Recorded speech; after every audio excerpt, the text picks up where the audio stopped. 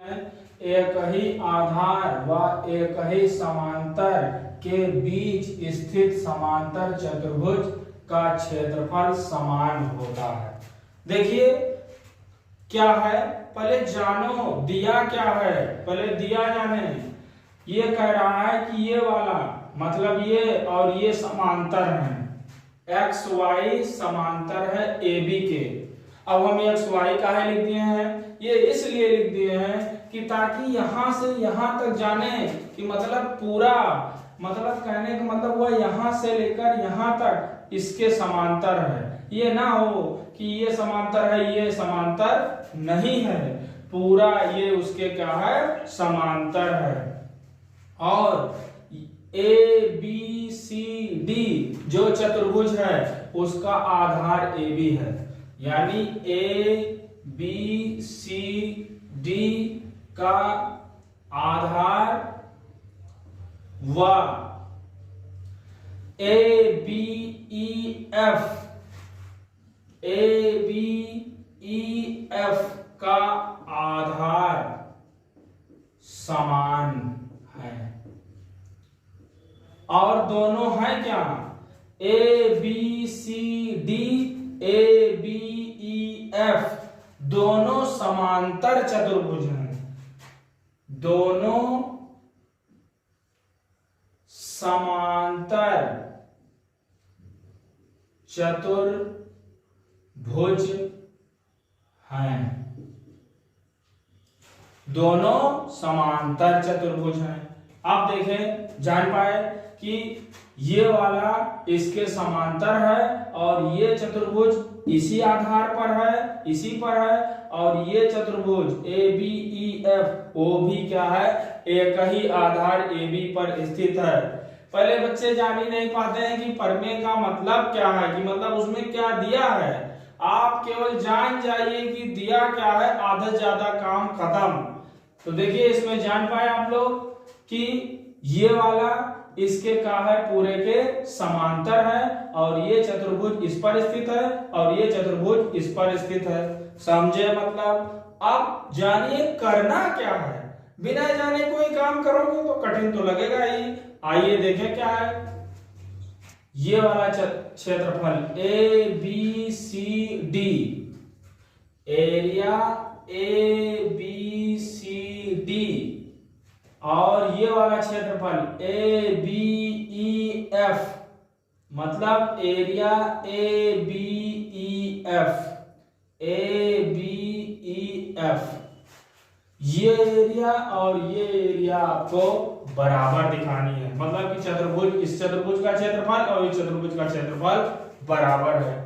जान पाए करना क्या है। आप देखिए कैसे करेंगे हल। देखिए हमारा कुछ भी करने का जन्मसिद्ध अधिकार है। आप देखिए क्या करें, इसमें लिख लीजिए आसानी के लिए, नहीं तो कुछ बच्चे कोण नहीं समझ पाते हैं, कौन सा कोण क्या है, कौन सा कोण कौन सा है। देखिए ध्यान से, इस पर लिख सकते हैं आप, एक लिख लीजिए, दो लिख लीजिए, तीन लिख लीजिए। ये हमारा अधिकार है, जन्मसिद्ध अधिकार है, कुछ भी लिख सकते हैं। यहां लिख लीजिए 4, यहां लिख लीजिए 5, यहां लिख लीजिए 6, ये लिख लिए। अब इतना लिखने के बाद देखिए क्या करेंगे, आप कह सकते हैं ए बी सी डी व ए बी ई एफ एक ही समांतर के बीच स्थित हैं। तब आप लिखने का अधिकार रखते हैं क्या, कोण 1 बराबर होगा कोण 4 के। कौन सा कारण, संगत कोण का नाम सुने ही होंगे, संगत कोण से। फिर आप कह सकते हैं कि कोण 2 कोण 5 के बराबर, संगत कोण नाम सुने ही होंगे। अब आप ये जाने कि जब इस त्रिभुज में और इस त्रिभुज में दो कोण आपस में बराबर हो गए, तब देखिए, तब ये वाला कोण त्रिभुज का अधिकार है कि वो अपने आप बराबर हो जाएगा। तब कोण 3 कोण 6 के होगा। नियम क्या है, त्रिभुज के नियम से, त्रिभुज का नियम यही है कि 180 डिग्री होता है तीनों कोणों का योग। जब दो कोण बराबर हो गए तो तीसरा कोण, जाहिर सी बात है कि ये वाला तीसरा कोण बराबर होगा। समझ पाए? आप देखिए, आप कह सकते हैं ABEF समांतर चतुर्भुज है, तो ये वाला इसके बराबर होगा, AF बराबर होगा BE के होगा, क्योंकि ये भुजा है, ये भुजा है, और समांतर चतुर्भुज के आमने सामने की भुजा बराबर होती है, इसीलिए हम लिखे हैं भैया। ये हो गया। आप देखिए ध्यान से, फिर कह सकते हैं ABCD भी तो समांतर चतुर्भुज है, तब हमें यह भी अधिकार है कि ये वाला आदमी इसके बराबर होगा, AD बराबर होगा BC के। जान पाए?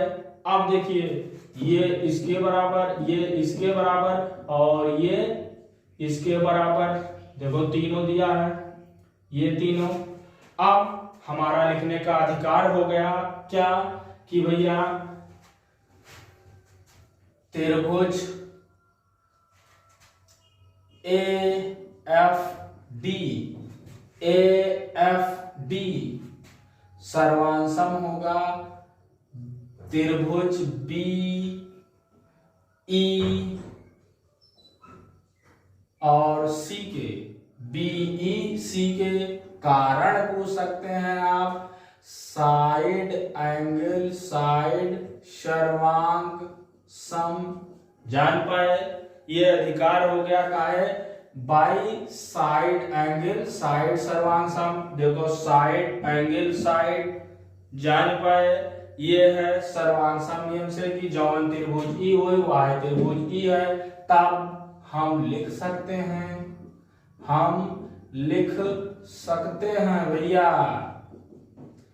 ये हमारा जन्म सिद्ध अधिकार है कि जब ये हो गया, जब यही त्रिभुज और यही त्रिभुज दोनों का है बराबर है, तब क्या होगा, इनका एरिया और इनका एरिया क्या होगा, ये वाला एरिया और ये वाला एरिया क्या होगा, बराबर होगा।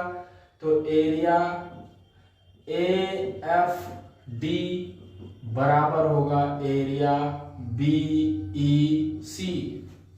जान पाए? अब थोड़ा ध्यान से देखो, इतने में ABED जोड़ दें तो ये पूरा बन गया, और इतने में ABED जोड़ दें तो ये पूरा बन गया। और अगर ऐसा हम करते हैं तो इन दोनों को कोई समस्या नहीं होगी, क्योंकि आप जानते हैं दो लोग हैं, अगर दो लोगों को बराबर मात्रा में कोई चीज दी जाए तो कोई आपत्ति नहीं होती है। तब देखिए इस अधिकार का फायदा उठाएं, दोनों तरफ